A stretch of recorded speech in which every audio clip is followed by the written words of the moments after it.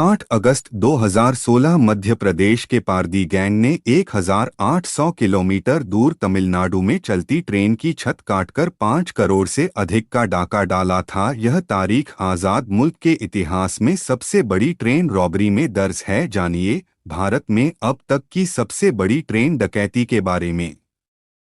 जानेंगे पूरी कहानी, लेकिन उससे पहले मेरा नाम है आज़ाद, आप देख रहे हैं पॉजिटिव क्राइम पॉडकास्ट। अगर आप चैनल पर नए हैं तो चैनल को सब्सक्राइब और बेल आइकन दबा दीजिएगा ताकि इस तरह की कहानी आप तक जल्दी पहुंच सके। तो चलिए कहानी शुरू करते हैं।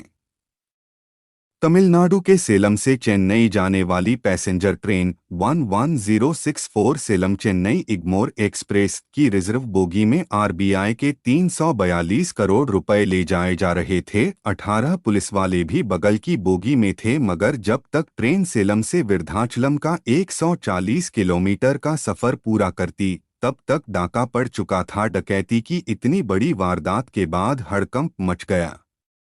पुलिस और सीआईडी ने हजारों लोगों से पूछताछ की, लाखों कॉल डिटेल्स खंगाली। आखिर में नासा की मदद लेनी पड़ी। पूरे 730 दिन बाद यानी 30 अगस्त 2018 को पता लगा कि ट्रेन रॉबरी किसने की थी। डकैत ज्यादातर रकम नदी में बहा चुके थे। दरअसल 8 अगस्त 2016 को डकैती के बाद 8 नवंबर 2016 को पीएम नरेंद्र मोदी ने राष्ट्र के नाम एक संदेश दिए। मध्यरात्रि यानी 8 नवंबर 2016 की रात्रि को 12 बजे से वर्तमान में जारी 500 रुपए और 1000 रुपए के करेंसी नोट लीगल टेंडर नहीं रहेंगे। ये मुद्राएं कानूनन अमान्य होगी। उसके बाद 500 और 1000 के नोट रद्दी हो गए। डकैती का मुख्य किरदार मोहर सिंह पारदी था। आरबीआई ने पैसे ट्रांसपोर्ट करने के लिए ट्रेन की एक बोगी बुक की थी। बोगी में 226 बॉक्स में 342 करोड़ रुपए रखे थे। इनमें से 4 बॉक्स खुले मिले। आरपीएफ और जीआरपी को इस बात का कोई अंदाजा नहीं था कि किस गैंग ने इतनी बड़ी वारदात कैसे अंजाम दी। 19 कोच वाली ट्रेन रात 9 बजे सेलम से रवाना हुई। जिस बोगी में कैश रखा गया उसकी इंजन के बाद दूसरी पोजीशन थी। विरुधाचलम में इंजन ने पोजीशन बदली और कैश वाला कोच आखिरी नंबर पर आ गया। ट्रेन अगले दिन 4 बजे चेन्नई पहुंची। इसके बाद यह यार्ड में भेजी गई और फिर इग्मोर रेलवे स्टेशन में, जहां पार्सल ऑफिस है।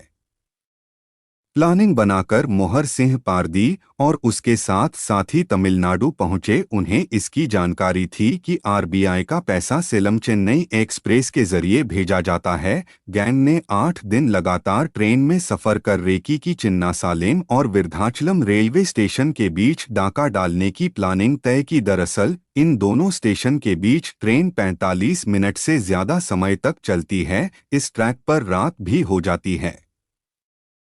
घटना वाले दिन मोहर और उसकी गैंग ट्रेन की छत पर बैठकर यात्रा कर रहे थे। चिन्नासालिम तक ट्रेन इलेक्ट्रिक इंजन, फिर यहां से आगे तक डीजल इंजन पर चलती है। मौका लगते ही बैटरी वाले कटर से बोगी की छत काट दी। एक डकैत बोगी में अंदर चला गया। लकड़ी के बॉक्स काटकर नोटों के बंडल निकाल लिए। अंडरगारमेंट में बंडल लपेटकर छत पर बैठे साथियों को दे दिए। आगे चलकर रेलवे लाइन किनारे उनके और साथी इंतजार कर रहे थे। उन्हें बंडल फेंककर दे दिए गए। इसके बाद ट्रेन की छत पर चढ़े दूसरे डकैत कूदकर फरार हो गए।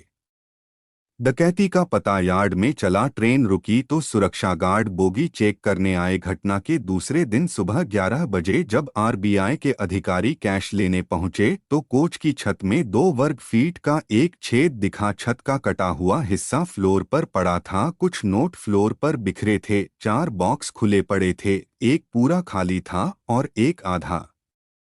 आरपीएफ ने रिपोर्ट दर्ज कर जीआरपी से मदद मांगी। रेलवे अफसरों को शक था कि लूट में किसी ऐसे शख्स का हाथ होगा जिसे लोडिंग पैटर्न और ट्रेन रूट के बारे में मालूम हो। महीनों तक जब लुटेरों का पता नहीं चला तो जांच सीआईडी को दी गई। सीआईडी ने अमेरिका की स्पेस एजेंसी नासा से मदद ली। नासा के जरिए पता लगा कि डकैती किस एरिया में पड़ी। इसके बाद सीआईडी ने इस एरिया के घटना वाले दिन एक्टिव मोबाइल की कॉल डिटेल खंगाली। जिन नंबर पर शक गया सभी मध्य प्रदेश की आईडी पर थे। बस यहीं से मध्य प्रदेश में दबिश देकर एक एक कर 8 लोग पकड़ लिए गए। कैसी लगी यह भारत में अब तक की सबसे बड़ी ट्रेन डकैती की कहानी, और आपका क्या राय है कमेंट में लिखना ना भूलिएगा। तब तक के लिए धन्यवाद।